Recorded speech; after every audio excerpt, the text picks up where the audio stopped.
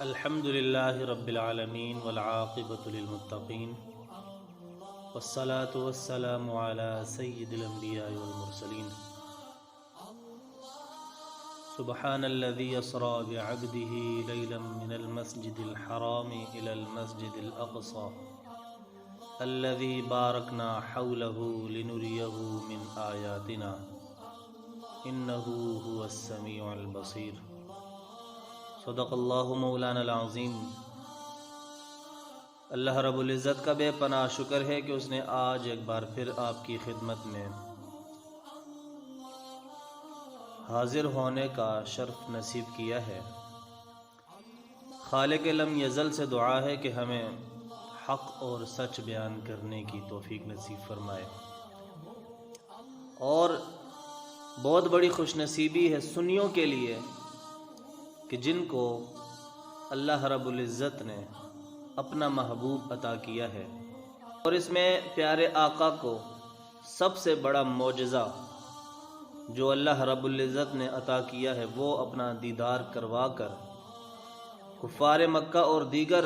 دشمنان اسلام کو یہ بتا دیا، اپنے محبوب کی عظمت لوگوں کے دلوں میں اور لوگوں کی سوچوں میں اجاگر کرنا چاہیں تو پھر کچھ اس طرح کا انداز بھی اپنایا جاتا ہے۔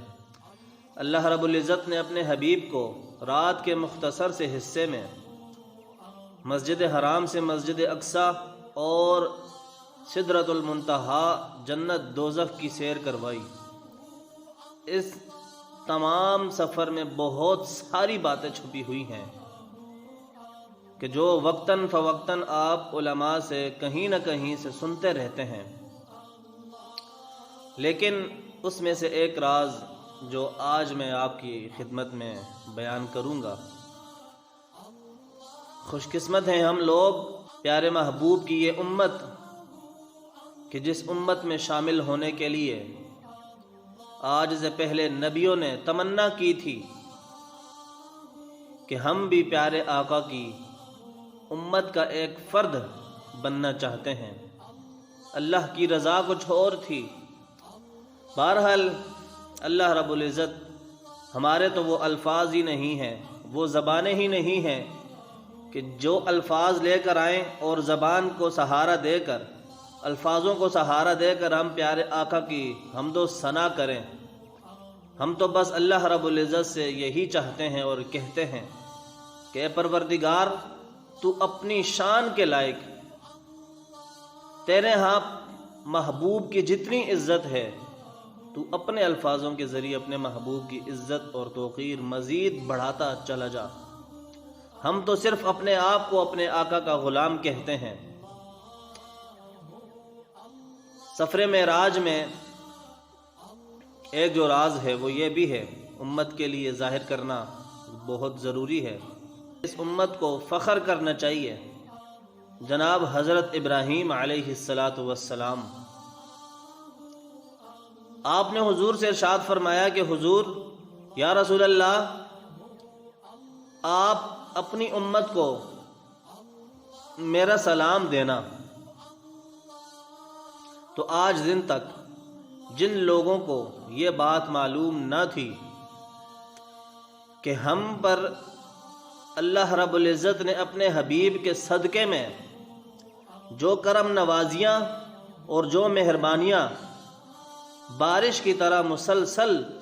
ہم پر نازل کر رہا ہے، اس رحمت کا کچھ حصہ یہ بھی تھا کہ جناب حضرت ابراہیم علیہ السلام بھی اس امت کو یاد کرتے ہیں اور اس امت کو سلام پیش کرتے ہیں کہ سلامتی ہو تم پر کہ تم کو اللہ رب العزت نے اپنا محبوب عطا کیا۔ یقین جانے کہ جب میں نے یہ بات سنی تو میرے دل میں بڑی خوشی ہوئی کہ شکر الحمدللہ کہ اللہ رب العزت نے ہمیں اپنا بندہ بنانے کے بعد اپنا سونے حبیب کا امتی بنا کر اس دنیا میں بھیجا، اور پھر سب سے بڑھ کر ہمیں اسلام کی دولت سے نوازا۔ انہی رازوں میں سے ایک راز یہ بھی ہے، حضور جانے کائنات علیہ السلام جناب سیدہ عائشہ صدیقہ رضی اللہ تعالی عنہا سے بیان کرتے ہیں، آپ نے فرمایا کہ عائشہ مانگ مجھ سے، پوچھ مجھ سے جو بھی مانگنا چاہتی ہے یا پوچھنا چاہتی ہے۔ تو جناب سیدہ پاک حضرت عائشہ صدیقہ رضی اللہ تعالی عنہا آپ گئیں اپنے ابا حضور حضرت ابو بکر صدیق رضی اللہ تعالی عنہ کے پاس اور عرض کرتی ہیں کہ ابا جان، آج رسول اکرم صلی اللہ علیہ وآلہ وسلم کی رحمت بڑی جوبن پر ہے، آپ سے مشورہ لینے آئی ہوں، آپ بتائیں کہ میں پیارے آقا سے کیا پوچھوں؟ قربان جائیں باپ پر اور بیٹی پر کہ جنہوں نے پوچھا بھی تو اپنے آقا سے صرف یہ پوچھا کہ یا رسول اللہ ہمیں بتائیں کہ آپ کے درمیان اور اللہ کے درمیان جب جہاد کا معاملہ ختم ہو چکا تھا، جہاں انسانوں میں سے کوئی انسان نہ تھا، جہاں فرشتوں میں سے کوئی فرشتہ نہ تھا، آپ تھے اور آپ کا رب تھا، بس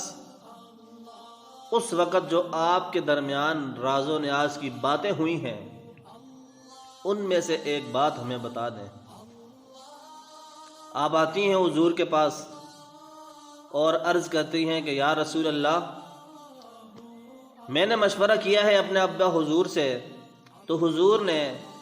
جناب عائشہ صدیقہ کو دیکھ کر مسکرائے، اور ان راز و نیاز کی باتوں میں سے ایک بات یہ بھی ہے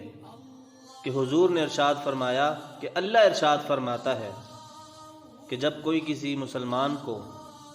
اللہ کی رضا کے لیے معاف کر دیتا ہے تو اللہ رب العزت کو وہ بندہ بڑا محبوب ہے۔